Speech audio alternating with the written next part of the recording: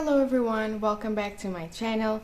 If you're new here, please subscribe to my channel and click the bell next to the subscribe button so you can be notified every time I upload a new video. I'm going to try to upload every 2 weeks because every week is impossible for me right now, but I'll do my best to upload every 2 weeks. And if you want to suggest a case, you can reach out to me through the comments or through my social media. My Instagram and my Twitter will be linked down below in the description box.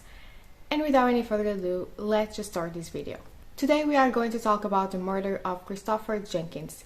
This happened 20 years ago and his family still has no answers. The case still remains unsolved. Christopher Jenkins, or Chris as he was known, was a college student at the University of Minnesota in Minneapolis when he vanished on Halloween night in 2002. Chris went to a bar, the Lonely Tree Bar, with his girlfriend Ashlyn and a few other friends. And apparently this bar was located in a sketchy part of the city. He was dressed up as a Native American and there's different reports about what happened that night. So it's said that Chris was kicked out of the bar around midnight. So apparently a drink had spilled on his costume and the bouncer thought that Chris was so intoxicated that he had peed himself. So the bouncer at the entrance was giving orders to walk him out and not let him back in. And according to the bouncer, he left the bar and took a left in Happening Avenue. He also said that an off-duty police officer named Mike Casey was there that night. He was working security for the adjacent Happening Center for the Arts and was introduced to Chris by his girlfriend Ashlyn.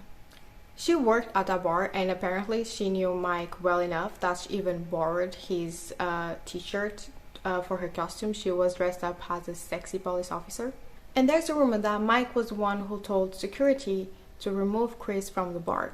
It's said that Mike was flirting with Ashlyn throughout the whole night in front of Chris, and obviously he didn't like that. And then Mike gave Ashlyn a ride home. And when Ashlyn and Mike left the bar, Chris had already left a long time ago. The Minneapolis Police Department never officially questioned Mike, because according to them, he was a married man with children and they didn't want to break up a family. To me, this just sounds like they're trying to protect him. However, according to another bouncer who was working there that night, he said that Chris wasn't kicked out of the bar. He said that he just decided to leave on his own free will. And because his costume had no pockets, he left his belongings with Ashlyn. So he walked out of the bar without his phone, his wallet, and his jacket in a 20-degree weather. When his family and friends didn't hear from him, they started to get worried. The police were called and the search for Chris Jenkins began. So police brought dogs and on 2 occasions they tracked his scent from a pizza shop from across the street from the bar to a parking garage. Drops of blood were also found in that garage, but his scent ended there. Chris' body was found floating in the Mississippi River 4 months later. Police wanted to rule his death as an accident, but his family didn't believe that. His mother, Jen Jenkins, said that there was a part of her that was relieved. She said, "As a mother, one of the greatest benefits to me is I know that no one can hurt him now and that he's in a much better place."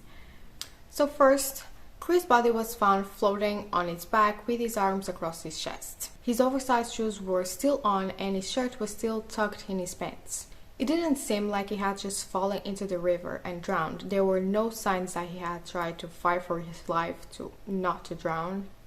And apparently his body had been in the water for months. He was also found with human hair in one of his hands, and GHB, a date rape drug, was also found in his system.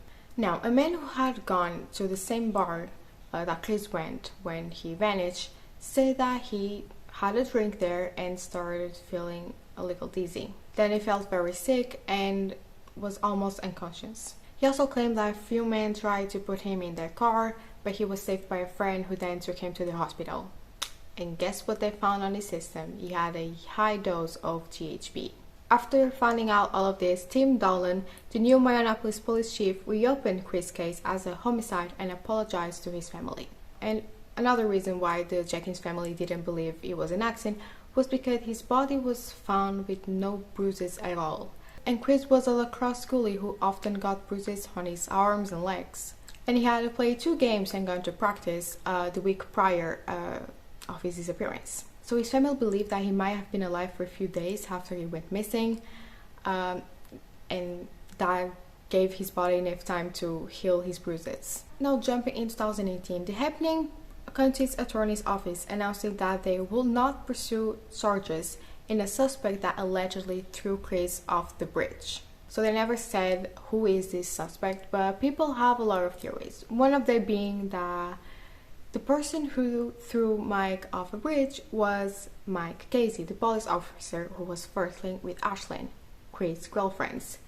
People say that maybe the two of them had something going on. Ashlyn was cheating on Chris with Mike, and Mike and Chris got into a fight, and Mike killed him.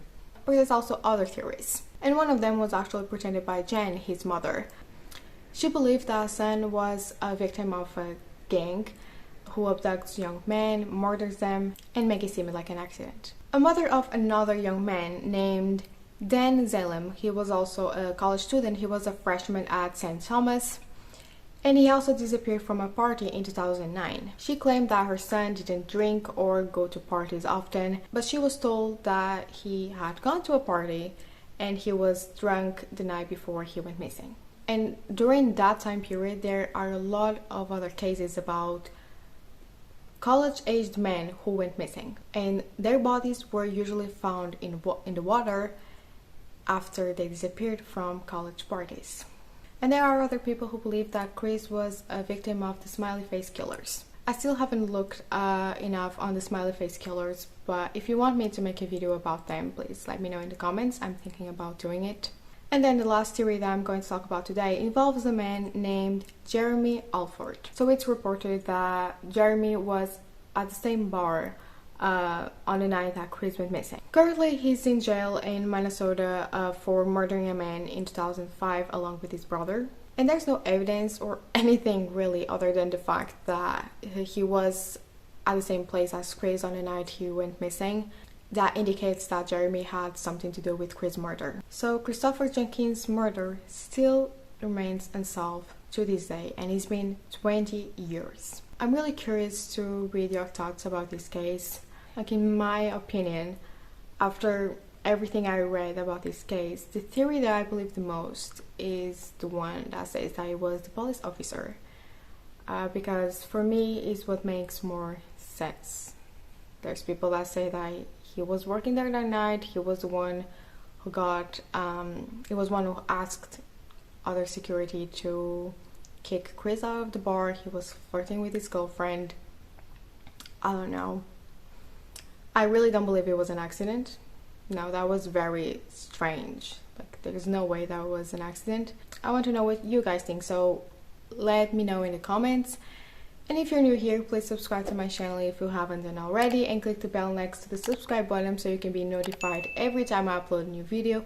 As I said in the beginning, I'm going to try to upload every 2 weeks. And if you guys want to suggest a case, you can reach out to me through the comments or through my social media. My Instagram, my Twitter will be linked down below in the description box.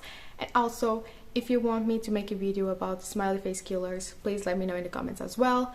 And that's all I have for you guys today. Thank you so much for watching, and I'll see you on my next video. Bye bye.